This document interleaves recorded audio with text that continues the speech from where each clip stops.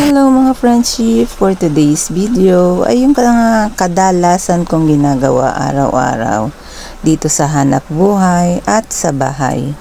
At maaga pa nga lang ay pumupunta na kami dito ng aking husband at medyo may kaingayan din talaga dito sa pwesto namin gawa ng gilingan at mga kayuran.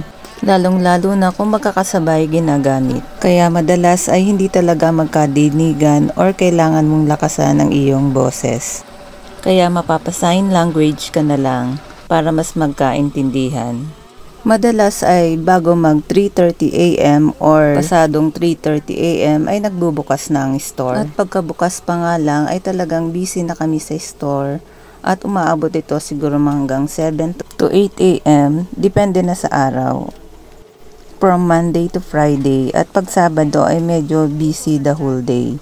So, depende na rin sa okasyon. At nitong mga nakaraang okasyon ay natutuwa ako dahil tinulungan ako ng mga anak ko, lalo na itong bunso ko na si Sofia. Ilang araw din siyang tumulong dito. First time niya dito, at madali lang din naman ang trabaho dito, basta iintindihin nyo lang at focus lang kayo. Siyempre, bukod sa mga helpers or mga tauhan, ay malaking bagay din ang naitulong niya sa akin dito. Mas nakaka-focus ako sa mga iba kong gawain at mas panatag ang aking kalooban. Mahirap din kasi kapag multitasking ang ginagawa ko sa palengke. Yung nagsusukli ka na, nagpe-prepare ng gata, tapos nagigiling ka pa. During busy hours, doble saya ko nga nung dumating tumulong sila dito.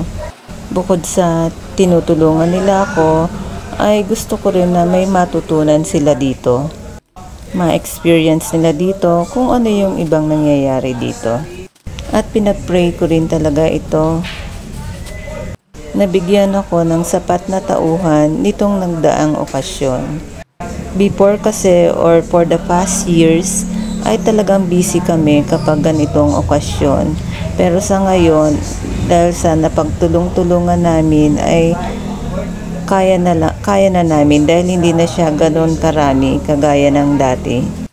Hindi man ganon karami ang aking naging helpers ay nairaos namin.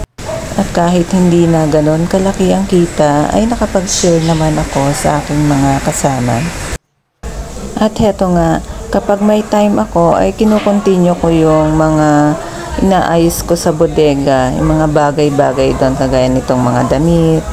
At ito mga maaayos pa to, kaya kailangan kong secure kasi pwede pa naman gamitin ng anak ko. At yung iba ay pwede ko naman din ipamigay. Pwede ko rin naman ipamine or ibenta. At hindi nga everyday ko siya nagagawa kasi kapag may available time lang ako. Ang hirap din kasing mag-ayos ngayon ng gamit kasi lalo na ngayong summer, napakainit dun sa bodega at medyo madilim at marami ring gamit. So medyo nakakasakit ng ulo, pero tinatry, kaya pinapasok ko muna dito sa bahay. Dito ako nag-aayos ng damit, nagsesegregate. At kailangan ko din talaga ng additional storage or cabinet para may maayos na mga lalagyanan ang mga gamit doon sa bodega. Mahirap din kasing mag-ayos kung wala ka naman paglalagyan. At heto nga pala yung husband ko, nag-a-attend